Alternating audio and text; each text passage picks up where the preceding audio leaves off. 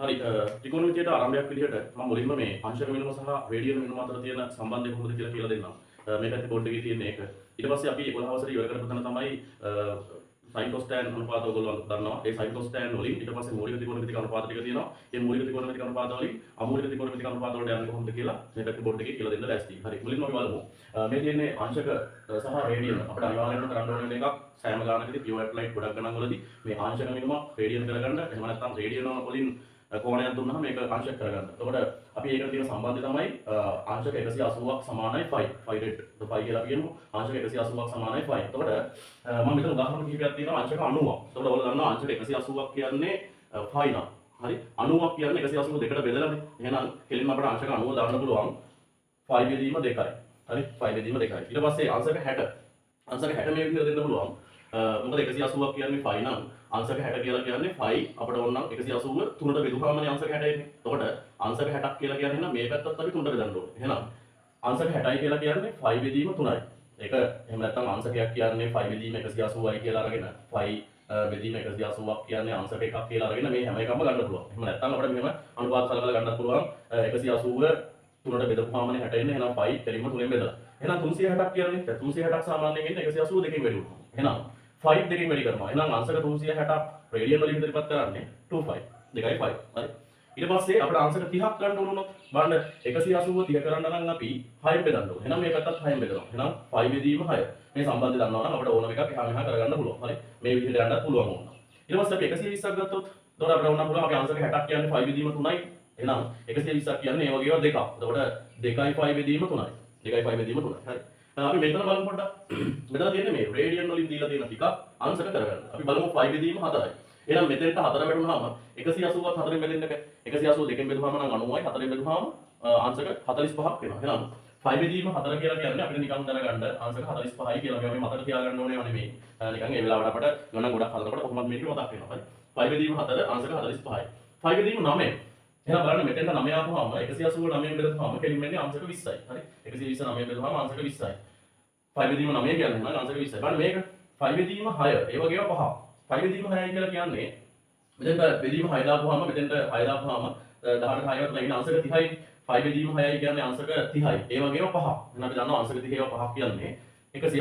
අංශක 150ක් වෙනවා. හරි. ඊළඟට මේක බලමු 5 බෙදීම 12. 5 බෙදීම 12. 5 බෙදීම 6 නම් අපි දන්නවානේ අංශක 30යි කියලා. එතකොට 5 බෙදීම 12යි කියලා කියන්නේ අංශක 30ක් තව පාරක් බෙදලා කියන්නේ අංශක 15ක් විතර. හරි. අංශක 30 කියන්නේ 5 බෙදීම 6. 5 බෙදීම 12 කියන්නේ එළිම වෙන අංශක 15. අංශක 15 ඒවා 5. 15 ඒවා 5ක් අංශක 75යි. ඉතින් ඔය මම අංශක වලින් දීපු ටිකක් රේඩියන කළා. රේඩියන වලින් අපිට හම්බ වෙන ඒවා ටිකක් අංශක කරා. ඉතින් ඔය වගේ ඕන එකක් අපිට ඔය විදිහට හැම එකක් කරගන්න පුළුවන්. එහෙනම් ඒල ක්‍රමයෙන් ඉගෙන ගන්න ළමයි ත්‍රිකෝණමිතිය ඉගෙන ගන්න ළමයි මුලින්ම කරන්න ඕන එකක් තමයි මේ අංශක සහ රේඩියන අතර තියෙන සම්බන්ධය කොහොමද කියලා හදාගන්න එක. ඊළඟට පටන් ගමු මෙතනින්. මේ මම මෙතන තියෙන ත්‍රිකෝණී ත්‍රිකෝණයක්.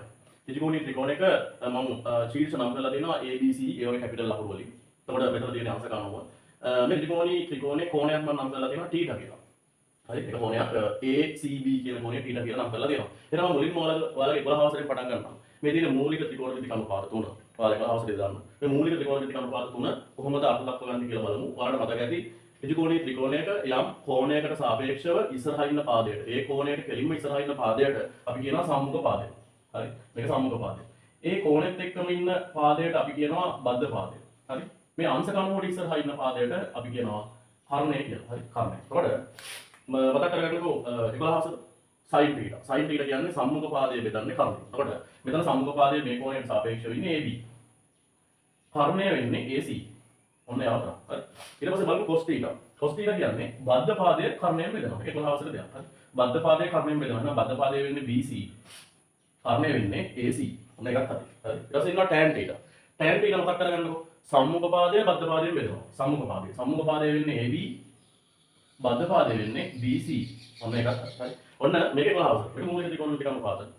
මුලින්ම පටන් ගන්න දරුවෙකුට මේක ඉතාල දෙකක් මූලික ත්‍රිකෝණමිතික අනුපාත තුන මේ විදිහට අද දක්වනවා. ඊට පස්සේ අපි බලමු මේ A level වලට ස්ටාර්ට් එකක් විදිහට අමූලික ත්‍රිකෝණමිතික අනුපාත තුනක් අපිට අර්ථ දක්ව ගන්න වෙනවා මුලින්ම. මෙයා cosec θ. හරි. මේක කියන්නේ sec θ, cot θ. ඇත්තටම cosec θ ව වැඩිපුරම සම්බන්ධ වෙන්නේ sin එක. මේකෙම අනිත් පැත්ත වගේ. බලන්න ඔයාව මෙහෙමයි කියන්නේ. අපි sin θ ව දන්නවානේ සම්මුඛ පාදයේ බෙදීම කර්ණය කියලා. එතකොට cosec θ අපිට කරලා ලියන්න පුළුවන් කර්ණය බෙදීම සම්මුඛ පාදය. එහෙනම් බලන්න මේ කෝණයට සාපේක්ෂව කර්ණය වෙන්නේ AC. සම්මුඛ පාදය වෙන්නේ AB. ඔන්න cosec θ ලියුවා. ඊළඟට අපිට sec θ ලියන්න පුළුවන් මෙයාගෙන්. එයා මතක තියාගෙන cos ගේ අනිත් එක තමයි sec විදිහට මතක තියාගෙන ඉන්න බලන්න sec θ. cos θ හැදෙන්නේ නම් බද්ධ පාදයේ වේදීම කර්ණය. එහෙනම් sec එක වෙන්නේ කර්ණය වේදීම. කවුද කර්ණය? ඍජුකෝණී ඉස්සරහින් එක්කෙනා AC. ඊට පස්සේ යාගේ කර්ණය වෙන්නේ බද්ධ පාදයේ වෙන්නේ BC. හරි. cos හැදුනේ බද්ධ පාදයේ වේදීම කර්ණය. එහෙනම් sec හැදෙන්නේ කර්ණය වේදීම බද්ධ පාදය. හරි. ඊළඟට බලමු cot. cot එක්ක වැඩි සම්බන්ධයක් තියෙන්නේ tan. tan එක හැදුන විදිහ මතක් කරගන්නකෝ. tan එක හැදුනේ සම්මුඛ පාදය බද්ධ පාදයෙන් බෙදලා. එහෙනම් cot එක වෙන්නේ බද්ධ පාදය BC බෙදනවා කාගෙන්ද? සම්මුඛ පාදයෙන්.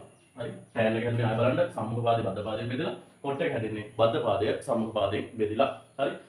ඉතින් ඔය ටික තමයි තව මේ sin සහ cosec අතර සම්බන්ධයක් වෙනම ගන්න පුළුවන්. cos සහ sec අතර සම්බන්ධයක් වෙනම ගන්න පුළුවන්. tan සහ cot අතර සම්බන්ධයකුත් ගන්න පුළුවන්. හරි.